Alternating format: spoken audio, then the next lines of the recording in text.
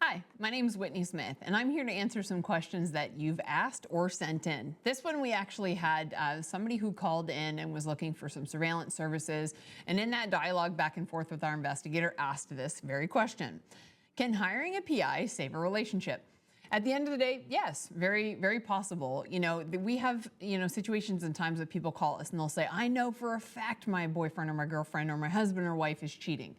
And they don't know for a fact, they just feel that that might be taking place, right? So they're calling us, they're looking to do surveillance and to determine if in fact that is legitimately what's happening. So, if you're constantly harassing at your spouse or your partner saying, oh, I know you're cheating, and yet you don't know that, that could obviously put some barriers between you and your spouse, right? Where they're going to feel attacked on the regular and you're feeling insecure in the relationship. Obviously that can cause a lot of tension.